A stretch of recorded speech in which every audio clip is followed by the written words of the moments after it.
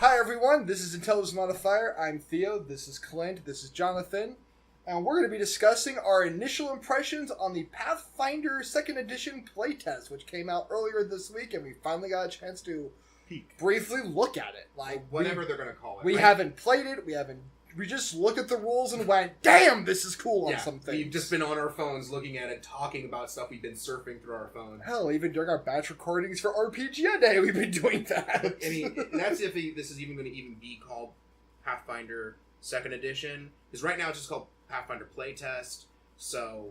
But yeah, it's further 2nd Edition. It could be called 2nd Edition. It could be called Advanced Pathfinder. Who knows? We don't know. They just opened the playtest up. Title's still going to be unknown. For right now, we'll just call it the Pathfinder 2nd Edition because that's kind of what it's going to... I'm going to call it Pathfinder Playtest. I'm going to call it what it is. Well, yeah, Pathfinder Playtest. So, if you don't know, I will put the link down below. The Pathfinder, let me see what everything it is. You can go online and for free, you can get the character sheet, the flip map, multi-map, bestiary, something called Free Sounds PDF, I haven't opened that up yet, a tracking sheet, and the rule book, all for free as PDFs, along with the Doomsday Dawn, which is the pre-generated Pathfinder playtest adventure. It's 100 pages, it is for 4 players, I think minimum. They will show you how to, fiddle it around, but they've given you everything you need to run this adventure, along with the tracker. The Doomsday Tracker thing is basically a questionnaire, which I actually think is really cool. You answer it, you answer questions on how you've done in the adventure and what you basic information in questions like that of how is it going, how fast was this, how well is it going, your opinions and stuff. Now we're putting in our little thing, so... Quick note, on that Free Sounds PDF, it's literally basically an ad for a company that I guess makes some accompanying sounds for Pathfinder. Oh yeah, no, okay, so it's that one. Yeah. I got a free little ad thing in the in my Starfinder book for like a sound thing. Yeah, for that. that's what that is. I mean, that's pretty cool. It's free for everyone to get. I assume they make their money by you paying for like premium packs or whatnot. I haven't really checked it out. So far the book is great. Like, we're all sitting here on our phones with it open, looking at the different stuff. Like, right now, I'm on page 7, Basic Concepts, where they describe, here's reading the book, modes of play, acting and effects, which is pretty cool. But it also tells you, here's what these different symbols mean, for what actions are and everything like that. We will have pictures and stuff, shown throughout the videos so people can see. Also, we'll mention the page number, so you get people who decide to follow the link, download the book. You can kind of follow along with us, as we discuss the random parts of what we're doing. I think my favorite part of the entire section is page 8, dice rolls, where they have how dice rolls work, and then rolling high is good, and they explain it. Rolling 20 is better, and they explain it, and rolling 1 is bad. Yeah. That just makes me really happy in so many levels. That kind of goes into one of the RPG Day questions we answered. How do you make gaming, more open and accessible? That. Just explain these simple explanations. The basic, simple is not bad. Well, especially since we're vets at this, the simple stuff, it's what do you mean you don't understand what a D8 is? To us, that's I could literally, dream about them in my sleep, but someone might not even have ever seen the shape. Yeah, and it's when we discussed, 5th edition and stuff like that before in some of our RPGA videos. It's it's simple, but it's a good type of simple. It's a simple that lets multiple players in different aspects be able to come in. People from old ages, old players, brand new players, young, old, can come in, understand the concepts, jump right in, and have a good time. No, yeah, it's we're going to be we'll do a video on the brand new character sheet they put up, which is kind of great. Yeah, we're going to do a lot more in-depth stuff once we maybe sit down and actually play. I'd love to actually, one of us, to run this at some point, but maybe we'll do a video on how to make a character. It'd be good practice for ourselves. A character so we can practice it. But the first thing I think that majorly jumped out at me was when I was researching the actions. So basically, it changed. Instead of having a standard action and a move action with Pathfinder, now you just have generic 3 actions.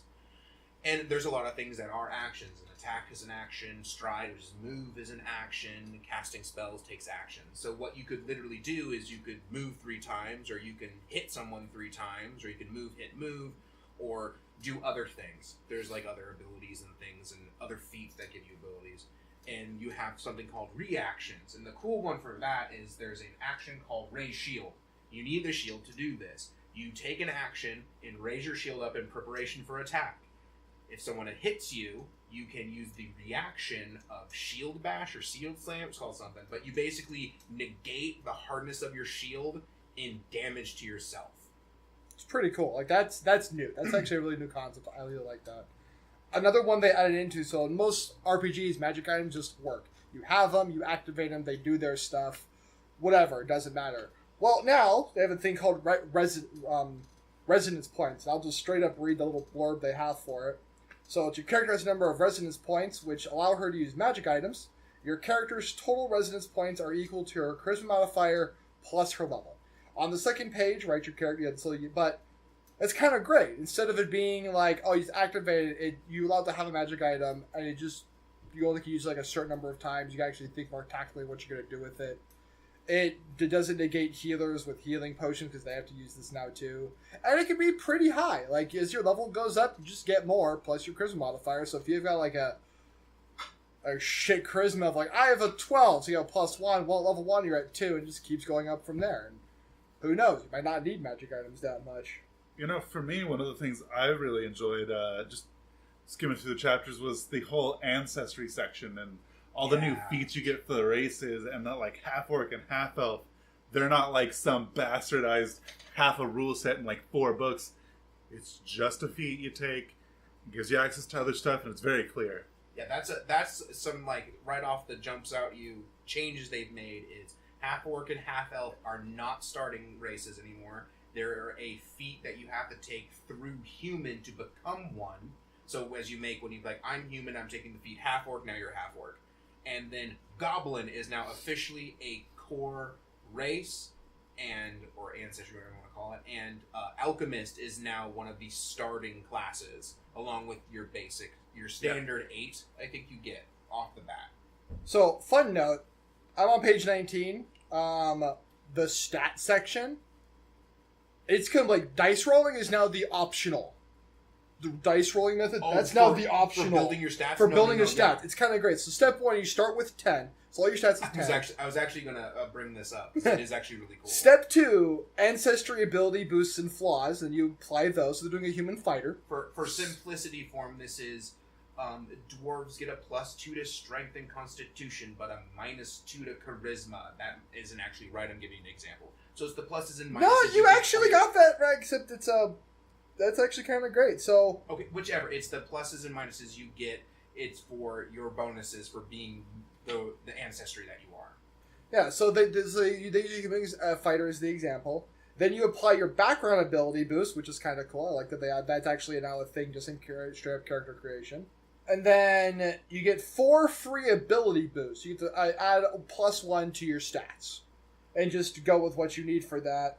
Then you get 1 class ability boost, and then you record and do all the modifiers from there. And that's kind of cool. So like the human fighter that they've given mention, he's got by the end of all this, it's a strength 18, dex 12, con 16, int 10, wisdom 12, charisma 10.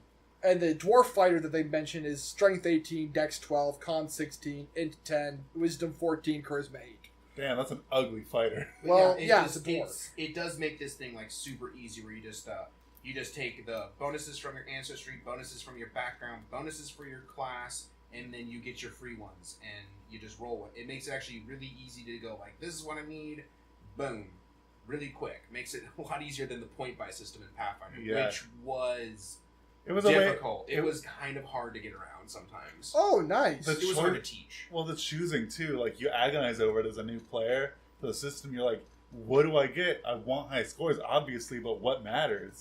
Yeah, and it makes a lot of people assume that like a lot of people go like, oh, I need this thing higher, so if I'll take into negatives, I'll get more bonuses to get that 18, not realizing you don't need that 18 at start. You're okay. You can actually make a character and not put anything into negative modifier. Yeah. So I like under the ancestry section, page 23, for all of you following along at home, the hit points. So each ancestry thing has a starting hit point value. So goblins have 6. Well, then when you determine your starting hit points, you will add your character's Constitution modifier and the hit points provided by your class to this number, which is kind of great. So, other thing for Ancestry, half-elves and half-orcs are gone. They're no longer like a base big race.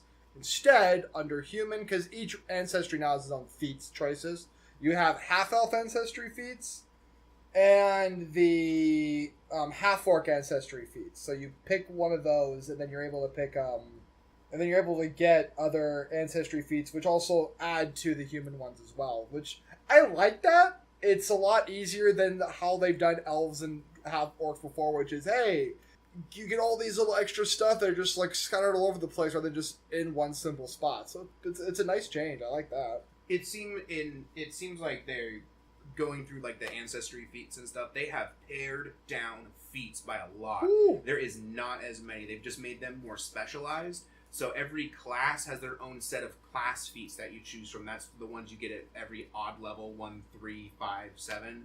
And then there is general feats, but you get those like once every like 4 or 5 levels. So those are way lower. And then you can also choose from your ancestry feats. So and they seem a little bit more. They seem to be a little bit more powerful than just being generic. Like you can, like power attack. The things every fighter takes, power attack, because it goes into everything else. A lot of these seem like they don't prerequisite into a bunch of other things. Most of them is just based on your level. So backgrounds. I'm going to just point out two things. Backgrounds is super cool. So Acrobat and Barkeep, page 39. And although you get 2 abilities, so we'll go with the Barkeep, because that one just makes me laugh. That just makes me chuckle.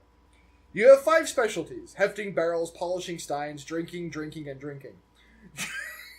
I love that. Well, you get 2 ability boosts, one for Constitution or Charisma, for what you do, and a free ability boost. That's pretty nice. The one that makes me smile the most, though, is I guess there's now a Hobnobber skill. I'm going to look that one up. You gain the Hobnobber skill, Feat. Oh, Feat, which is kind of cool, and you're trained in the Alcohol War skill. The fact that that's a skill is kind of exciting. Yeah, I think they took the knowledges, and I think they must have turned them into lore now instead. Entertainment lore, farming lore. Yeah, I'm just looking at the criminal underworld lore, smithing lore. This is really cool. Jonathan, what else are you seeing here? We're kind of taking this over from you. Sorry. That's okay. You guys have read it more than me because I was busy doing other shit. So let me see if I can think of something.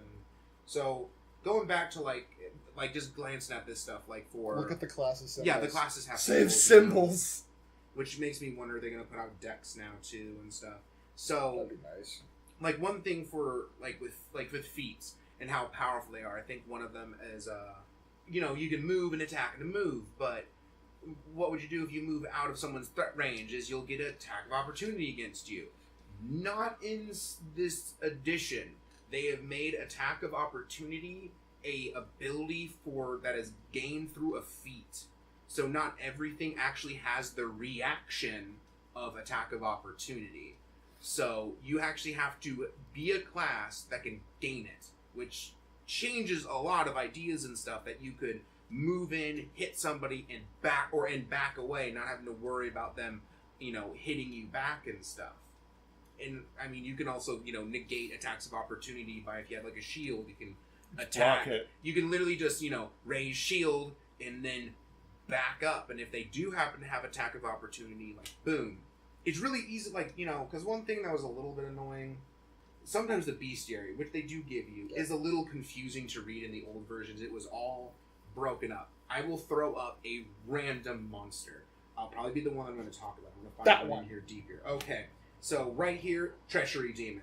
So it's really cool how it has the name of it, and then on the right side it says creature and 13. Basically, 13 is like its difficulty class, so it should be 13 around if you're probably going against this thing.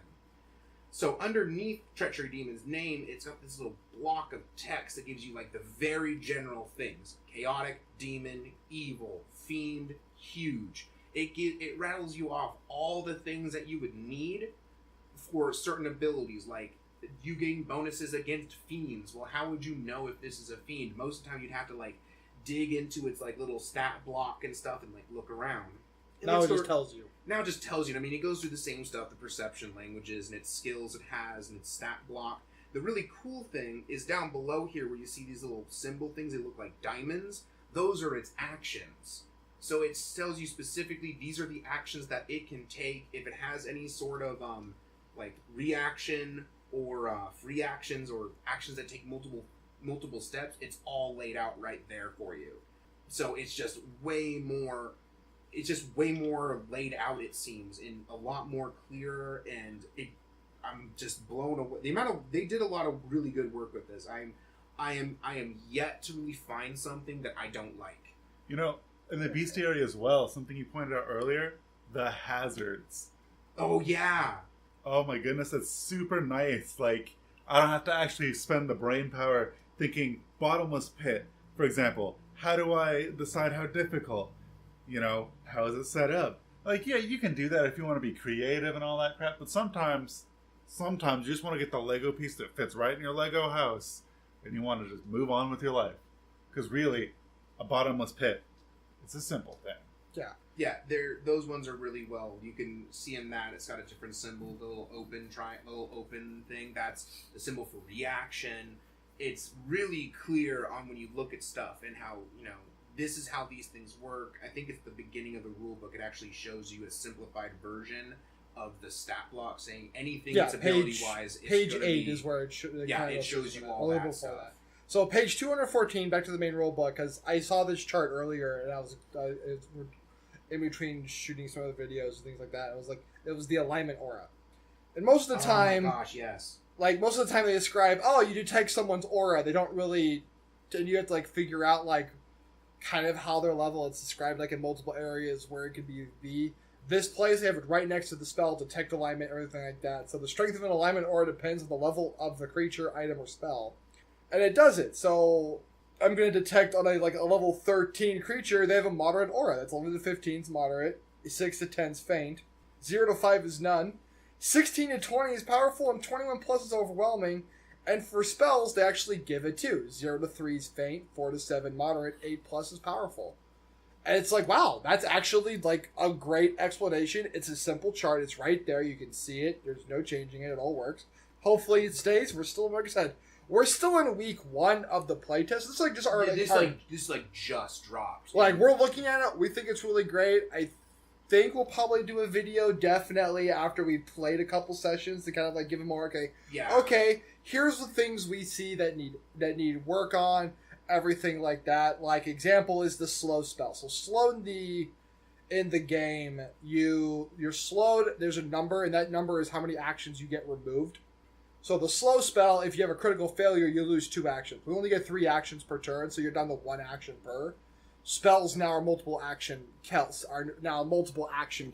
so it's a lot of people are upset by it, and that's fair. In fact, when you go into the forums on Paizo for the playtest, and you just type in slow, that's 200 posts so far about that, what it needs to be changed to. So it's... I mean, personally, I think it's super cool if they have something in there that you can really cripple like a player with or an enemy with, like, and they could still do stuff. And it's like it's a 2-way street. Like I'm sitting there going, I understand like why like a spellcaster. Spellcasters are the ones more upset by this because all their spells are now multiple actions. It's not just I spend 1 round, I cast this spell, or quick action. It's going to be this spell. It's like verbal and somatic are now 2 separate actions. Yeah, to bring that one up, it can be even up to 3 actions. So let me bring you over to the spell Primal Phenomenon. As I'll snap up here. It would be on page 247. You can see right underneath it shows, of course, spell level 10, but you can see over its divination and its casting, it takes material casting, somatic casting, and verbal casting. So it takes actually 3 actions to cast this spell. So it's a full round action under the old So if you got hit with slow and you lose an action, you can't cast this spell. Well, so yeah, you have to break it up every round. No, that's the thing. A round is only 3 actions. Well, so true. Actually, that's one thing we don't, as of now, know for sure. Can castings last multiple rounds? I would only imagine so, because I think every other game does that. Could I punch you, make a movement back, and start casting Fireball at you next round. We don't know that for right now, but I mean, it could. I mean, That again, could be a we're house opening rule. this stuff Well, up. yeah, we'll read through it. Like I said, we're just like going through it briefly and kind of seeing what's going on. Like, Give us a hot second, you know. So, yeah, as we just go to the beginning of the spell section. So there was definitely, if there is anything that does it takes 4 actions, definitely it goes over. So what I thought at first was that back when I used to play original we had this like really wigged version, which was like version like 1.8. We were mixing books, we were really just role playing with a loose amount of rules. So what we interpreted this wizard spell shield to be is we were kind of doing it like as a reaction thing. If we had things blasting at us, we could throw up a shield and would do X amount of shielding damage. So I was actually wondering if the shield spell had a reaction effect. It doesn't. It is just the standard. It takes 1 action. You throw up a magical shield, and it acts as the act of raising the shield action, so you can actually block things. Which is pretty cool. It gives its hardness and stuff. Some spells actually have like reactions. Yeah, they have reactions. I saw that. There is one that was flame. Now, I'm not going to really spend enough time looking at it, but it looked like it was a flame barrier or flame shield or something like that. And it looked like it was something that actually blocked fire damage as a reaction if you actually had it prepared and you saw something come up. And it just, the entire idea of this reaction ability, I think, is really cool. Because that was always kind of one annoying thing, is that you just played punch for punch. There was really no way around it. So why put up the spells for buff? And I feel like playing like a buffing character, that all you do is buff characters, will be way better, because it used to take like entire rounds to cast a spell, and you feel like you're more mobile now. Most combats don't last long enough for those buffing characters to fully throw out buffs, let alone fucking move up and attack afterwards, you know? Okay, so to John's thing about spells that go over multiple rounds, if it's a spell that go over multiple rounds or takes longer than a combat action, you can't cast them in combat. They're not combat spells. They actually split those up. So you're screwed if you get slowed. Yeah. Okay, so a spell has to happen fully on your turn. Yeah. It can't. They don't. Okay, Yeah, you. It's like it's very interesting actually. And if you can't do the reaction, you can't cast a spell. That being said, there are powerful spells that are still 1 action, I'm sure, if you're very creative. So far it seems like most of them are 2 action only. It looks like there's 2. There are 2 or 3, but I mean, there's another thing that you can actually empower spells, and it adds another verbal component on top of it. So if you hastened yourself to give yourself 4, you can like empower a 3-action spell and really mess someone's day up. Up the range and stuff like that. So unlike old Pathfinder or 3.5, and you wanted to like empower and all the meta magic feats that made all of your spells take way higher level stats, which made it useless. I played a lot of wizards. I hated the meta magic feats. Shit. They were Okay, pointless. Cool. And now it's just an ability that you have as an action as a wizard that you can just empower the spell. So it's like double magic missile. Not even that. It's like lengthen. I can just double the range of a spell by just adding another semantic component action to it. So hubba wubba twice, and then I get to do the thing instead of normal 1 hubba wubba. You know, and that brings up an interesting thing based on like GM house rules and stuff. If you're getting a surprise round on someone, theoretically, you could, as a mage, boost something that's normally a 3-round thing, because you could just start. Well, so far, that's the beautiful thing. All the quicken spells only have them for striking, stepping, or striding, not for spellcasting. It seems like you cannot hasten spellcasting at all. That's interesting. I don't think it's going to last through the playtest. I think they're going to have to add some. It seems. I still find it weird that you can't like cast over a round. I mean, I guess it makes kind of sense that 6 seconds to cast when you go into like other players, and it would make it seem like the thing was taking like a minute to cast a spell, and I get it. Like, I understand like the weird logic of it, but then it's like, gameplay mechanic wise, why can't I just start my spell at the end of my turn and finish it halfway through my next? Because theoretically, it's one contiguous block of time. Because it used to be if you were holding it and you got hit, you had to make a concentration check. Again, we have not fully understood the rules. If we're wrong on anything we say here, please write down in the comments, and it would be great if you would reference the page for us, because we're like way into this. So, I don't know if we really want to add really much to it. This has kind of run really long, and I think we're gonna start circling. And we're gonna just ramble and ramble like but we usually do. I think we will definitely get more in depth and look into this on our own, and we'll come together and we'll probably do something. Now, I don't know if we're gonna record ourselves playing. It has been on the table as an idea. We might mess with it, but this might be a more like definitely us making characters. I think we'll all make a character, figure this stuff out. But yeah, go check in the description. I will put the link in. Like, download this. If you can get to your game store, you can buy the physical copies. All you need to do to download it for free is make an account with Paizo. Free to do. Just need your email and I think like a couple of basic age verification. But yeah, everything I rattled off in the beginning of the video, you get all for free as one big bundle, or you can just get the rule book if you want it. Yeah, it's only like 65 megabytes. Yeah, it's super small, and I'd say get it all. And I mean, if anything, they will be regularly updating this, and I'm sure they will get us up to date.